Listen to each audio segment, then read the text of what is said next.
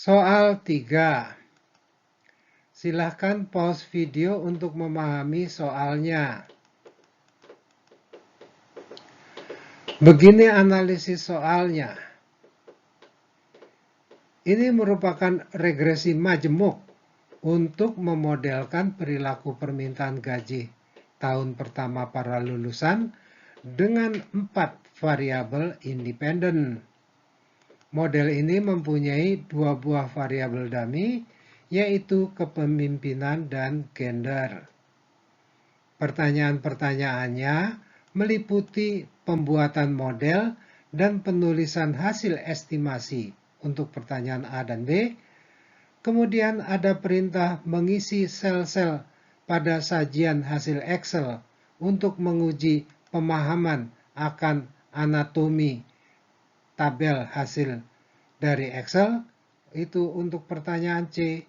Kemudian melakukan pengujian global dan individual masing-masing untuk pertanyaan D dan F.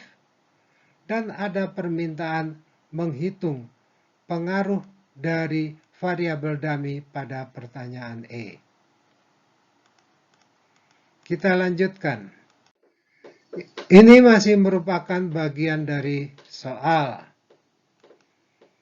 Terlihat bahwa ada variabel dependen gaji dengan 4 variabel independennya yang di situ ditulis sebagai IPK, kompetisi, gender, dan memimpin. Juga ditunjukkan definisi dari variabel kompetisi dan memimpin. Pada lembar terdahulu, kita tahu bahwa gaji adalah gaji tahun pertama dalam juta rupiah dan gender adalah 1 untuk perempuan dan 0 untuk lelaki.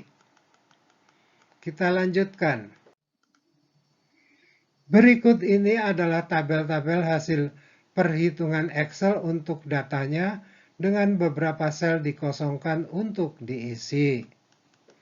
Ini akan dijawab segera pada lembar berikutnya. Disajikan tabel-tabelnya. Kemudian akan dituliskan formula-formula untuk berbagai sel kosong tersebut. Mulai dari sel-sel derajat bebas, DB. DB untuk sum of squares regression adalah K-1. DB untuk SS residual adalah N-K. Kemudian DB untuk SS total adalah N-1. Formula untuk yang berada di kolom SS tidak akan dituliskan di sini karena wujud formulanya adalah berupa pengolahan atas data sampelnya.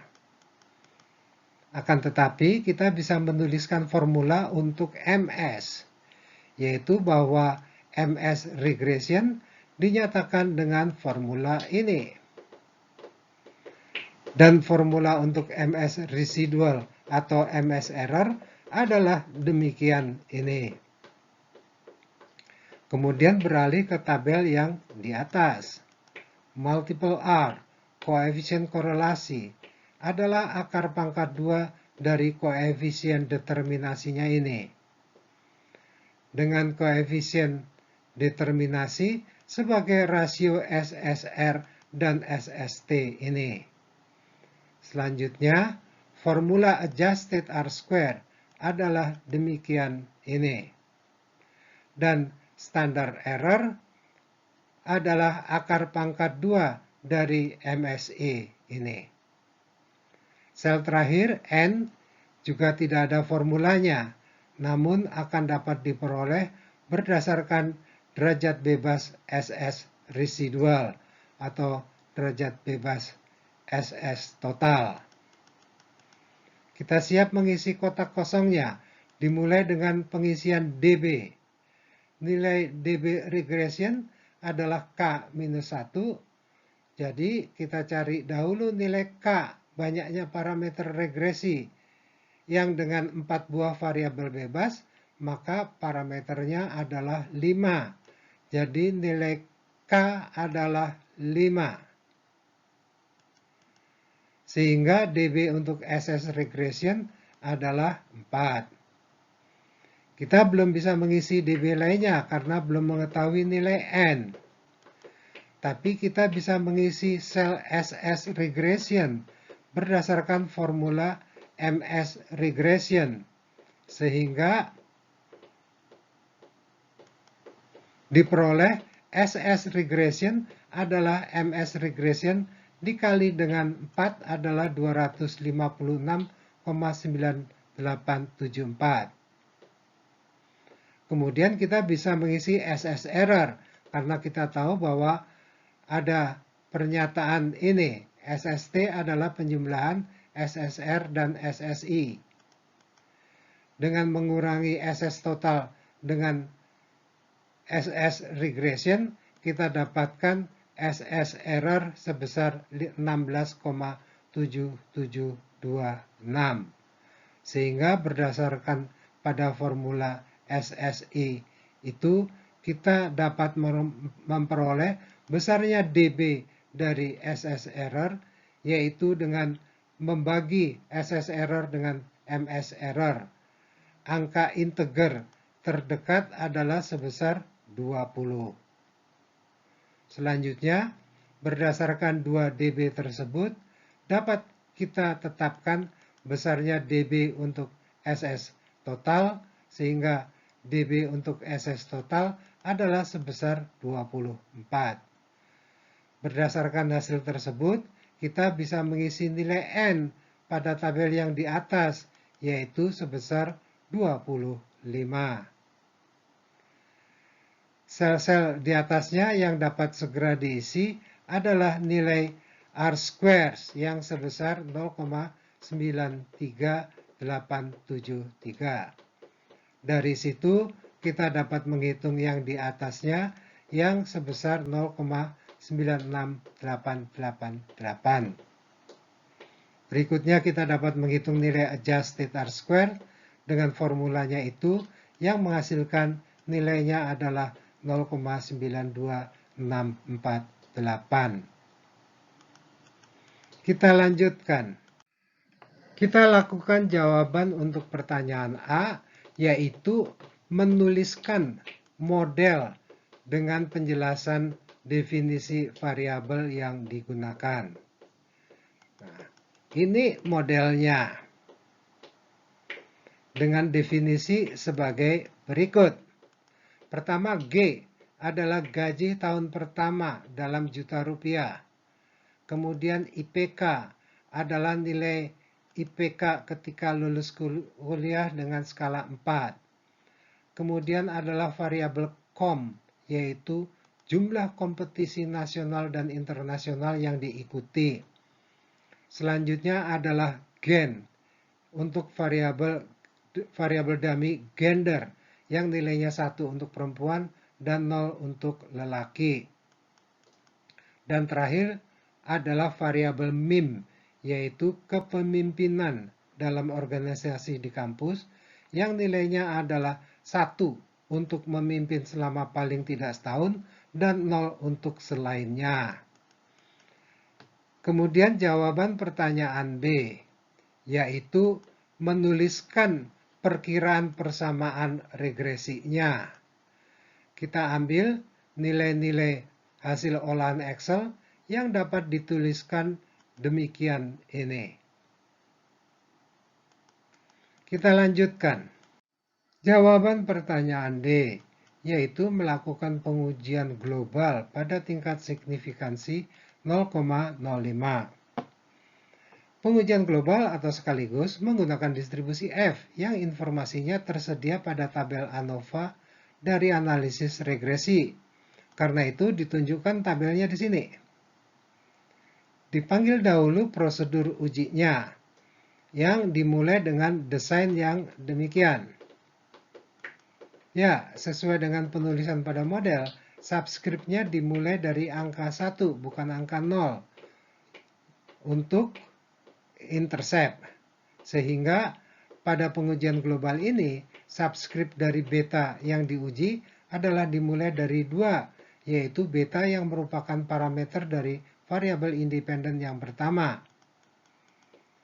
Karena soal meminta ditunjukkannya langkah-langkah prosedur secara lengkap, maka kemudian di sini ditunjukkan kriterianya yang dinyatakan demikian ini.